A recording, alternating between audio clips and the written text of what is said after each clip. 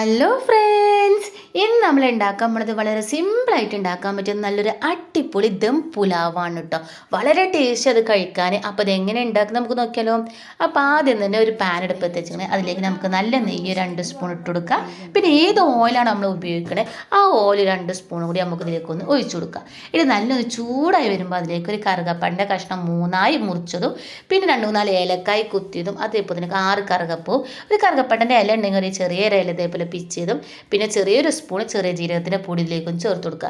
ഇത് ചെറിയ തീയിൽ ഇതൊന്ന് മൂപ്പിച്ചെടുത്തതിന് ശേഷം അതിലേക്ക് നല്ല കനം കുറച്ചായിട്ട് ഒരു 1.5 സവോള, വലിയ സവോള ആയതുകൊണ്ട് 1.5 സവോള എടുത്തിട്ടുള്ളൂ, അത് അതിലേക്കൊന്ന് ഇട്ട് കൊടുക്കുക. പിന്നെ ഒരു 6 പച്ചമുളക് നെടുക കീറിയതും അത് അതിലേക്കൊന്ന് ഇട്ട് കൊടുക്കുക. ഇത് നല്ല പോലെ ഒന്ന് വഴറ്റിയെടുക്കണം. അപ്പം നിങ്ങൾ എൻ്റെ ചാനൽ ആദ്യമായിട്ട് കാണുന്നുണ്ടെങ്കിൽ ഒന്ന് സബ്സ്ക്രൈബ് ചെയ്ത് സപ്പോർട്ട് ചെയ്യാനും അതുപോലെ തന്നെ തൊട്ടടുത്തുള്ള ബെല്ലൈക്കൻ അമർത്താനും മറക്കരുതേ. അപ്പോൾ ഇതുപോലെ തന്നെ വയന്ന് കിട്ടിക്കണേ. ഇനി അതിലേക്ക് നമുക്ക് ചെറിയൊരു കഷ്ണം ഇഞ്ചി ചതച്ചതും അതേപോലെ തന്നെ 3-4 വെളുത്തുള്ളി ചതച്ചതും ചേർത്ത് കൊടുക്കുക. അതും ചെറുത് നല്ലപോലെ ഒന്ന് വഴറ്റി കൊടുക്കുക. പിന്നെ നമുക്കതിലേക്ക് കുറച്ച് പച്ചക്കറി വേണം. ഞാനൊരു ഇടത്തര വലുപ്പമുള്ള ഒരു കിഴങ്ങ് ഇതേപോലെ മുറിച്ചതും അതേപോലെ തന്നെ ക്യാരറ്റും ഒരു കുറച്ച് കാബേജും മുറിച്ചതിലേക്കൊന്ന് ചേർത്ത് കൊടുക്കണേ. പച്ചക്കറികളൊക്കെ നിങ്ങളെ ഇഷ്ടത്തിനനുസരിച്ച് നിങ്ങൾക്ക് കൂട്ടിയോ കുറക്കുകയൊക്കെ ചെയ്യാം. ഇത് നല്ലപോലെ ഒന്ന് വഴറ്റിയെടുക്കണം. അപ്പോൾ നല്ലോണം വേവൊന്നും വേണ്ട, ഒന്നും ഇങ്ങോട്ട് വയന്ന് കിട്ടിയാൽ മതി. പിന്നെ അതിലേക്ക് നമ്മൾ കുറച്ച് മല്ലിച്ചപ്പും കരിവേപ്പിനും ചേർത്ത് കൊടുക്കണം. അതും ഞാൻ ഇതേപോലെ കുറച്ച് അരിഞ്ഞിട്ടാണ് ചേർത്ത് കൊടുക്കണേ. അതാകുമ്പോൾ പെട്ടെന്ന് വയന്ന് കിട്ടുകയും ചോറിൽ കുറേ ഇങ്ങനെ അങ്ങിങ്ങായിട്ട് കിടക്കൊന്നുമില്ല കേട്ടോ. ഇനി അതും ചെറു നല്ലോണം വഴറ്റി കൊടുത്തണേ. ഈ സമയത്ത് നമ്മൾ ഉപ്പ് ചേർത്തിട്ടില്ല. ഇനി പാകത്തിന് ഉപ്പും ചേർത്ത് കൊടുക്കുക. അപ്പോൾ ഞാൻ 3 പ്രാവശ്യമായിട്ട് ഇട്ടതും ഉപ്പ് തന്നെയാണ് കേട്ടോ. അപ്പോൾ ഞാൻ കുറച്ചിടുമ്പോൾ തോന്നും കുറച്ചും കൂടി വേണം തോന്നിയാണ്ട് അങ്ങനെ 3 സ്പൂൺ ആയതാണ്, 3 പ്രാവശ്യം ആയതാണ്. ഇനി നമുക്കൊന്ന് നല്ലോണം ഇളക്കി കൊടുക്കാം. പിന്നെ നമുക്കതിലേക്ക് കുറച്ച് മസാലകൾ വേണം. അപ്പോൾ ഞാൻ അതിലേക്ക് ഇട്ട് കൊടുക്കുന്നത് മല്ലിപ്പൊടിയാണ്. ഒരു 1.5 സ്പൂൺ, ചെറിയൊരു സ്പൂണ് ഒരു 1.5 സ്പൂൺ മല്ലിപ്പൊടി ഇതിലേക്കൊന്ന് ചേർത്ത് കൊടുക്കുകയാണ്. പിന്നെ ഞാൻ അതിലേക്ക് 1 സ്പൂൺ ഗരം മസാലയാണ് നമുക്ക് വേണ്ടത്. അതിലൊരു 3/4 സ്പൂൺ ഞാൻ ഇപ്പോൾ ഇട്ട് കൊടുക്കുന്നുണ്ട്. പിന്നെ നമുക്ക് കുറച്ച് കഴിഞ്ഞിട്ട് ഒരു 1/4 ടീസ്പൂണും കൂടി വേണം.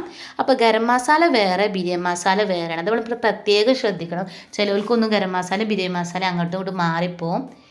പിന്നെ നമുക്കതിലേക്ക് വേണ്ടി ഒരു 3 സ്പൂൺ തൈരാണ്, നല്ല പുളിയില്ലാത്ത ഒരു 3 സ്പൂൺ തൈരും കൂടി ചേർത്ത് കൊടുക്കുക. ഇത് നല്ലപോലെ ഇളക്കി കൊടുക്കുക. ഇതിലേക്ക് നമുക്ക് അരി വേവാനുള്ള വെള്ളം ഇതിലേക്കൊന്ന് ചേർത്ത് കൊടുക്കുകയാണ്. അപ്പോൾ 1 ഗ്ലാസ് അരിക്ക് 2 ഗ്ലാസ് വെള്ളം എന്നുള്ള നിലക്കാണ് നമ്മളിതിലേക്ക് ഒഴിച്ചു കൊടുക്കുക. ബസുമതിയിലാണെങ്കിൽ 1.5 ഗ്ലാസ് വെള്ളം ഒഴിച്ചു കൊടുത്താൽ മതി കേട്ടോ. അപ്പോൾ ഞാൻ കുറച്ച് ചൂടുള്ള വെള്ളമാണ് ഒഴിച്ചു കൊടുക്കുന്നത്. ചൂടുള്ള വെള്ളം ഒഴിച്ചു കൊടുത്താൽ എന്താ ഗുണമെന്ന് വെച്ചാൽ നമ്മൾ പെട്ടെന്ന് തിളക്കും ചെയ്യും, പച്ചക്കറികളൊന്നും ഉടയൂല. മറ്റേത് ഈ പച്ചവെള്ളം ഒഴിച്ചു കൊടുത്താൽ അത് തിളക്കുന്ന വരെ പച്ചക്കറികൾ അതിൽ കടന്നിട്ട് പെട്ടെന്ന് ഉടഞ്ഞു പോവും. ഇനി നമ്മൾ ഏത് അരി കൊണ്ടാണ് ചോറ് വെക്കുന്നത് ആ അരി അതിലേക്കൊന്ന് കഴുകി ഇട്ട് കൊടുക്കുക. എന്നിട്ട് നമുക്ക് നല്ലപോലെ ഇളക്കി കൊടുക്കുക. ആ മസാലയൊക്കെ എല്ലായിടത്തും ഒന്ന് ആവാനും വേണ്ടിയിട്ട്. എന്നിട്ട് നമുക്ക് മൂടി വെച്ചിട്ട് നല്ല വലിയ തീയിൽ തന്നെ ഒരു 5 മിനിറ്റ് ഇതൊന്ന് വേവിച്ചെടുക്കണം. ഇപ്പോൾ ഒരു 5 മിനിറ്റ് കഴിഞ്ഞ് തുറന്നു നോക്കിയപ്പോൾ തന്നെ നല്ലോണം തിളച്ച് വെള്ളമൊക്കെ ഒന്ന് വറ്റാനേക്കണ്. ഈ സമയത്ത് ബാക്കിയുള്ള ഗരം മസാല ഒരു 1/4 ടീസ്പൂൺ ഗരം മസാലയും കൂടി ഒന്ന് ചേർത്ത് കൊടുക്കുക. പിന്നെ കുറച്ച് മല്ലിച്ചപ്പ് കാണാൻ ഭംഗിക്ക് വേണ്ടിയിട്ട് നമുക്ക് വേണമെങ്കിൽ ഒന്ന് ഇട്ട് കൊടുക്കാം. ഞാൻ ഒരു നുള്ളിട്ട് കൊടുക്കുന്നുണ്ട്. പിന്നെ നമുക്ക് കുറച്ച് കളർ വേണം. കളർ തികച്ച ഓപ്ഷനിലാണ്, കാണാൻ ഭംഗിക്ക് വേണ്ടി മാത്രം ഞാൻ ഇട്ടതാണ്. കുട്ടികൾക്കൊക്കെ ഉണ്ടാക്കി കൊടുക്കുകയാണെങ്കിൽ ഒരിക്കലും ചേർക്കരുത്. ഇതൊരു മഞ്ഞപ്പൊടിയാണ് കേട്ടോ. മഞ്ഞ കളറിന് വേണ്ടിയിട്ട് മഞ്ഞപ്പൊടിയാണ് ഞാൻ കലക്കി കൊടുക്കുന്നത്. പിന്നെ ഇത് ഫുഡ് കളറാണ്, ഒരു ചുമന്ന കളർ ഫുഡ് കളർ ഞാൻ ഈ സൈഡിലൊന്ന് ഒഴിച്ചു കൊടുക്കുന്നുണ്ട്. ഇനി നമുക്ക് മൂടി വെച്ചിട്ട് ചെറിയ തീയിൽ നമുക്കൊരു 5 മിനിറ്റും കൂടി ഒന്ന് ഇത് വേവിച്ചെടുക്കണം.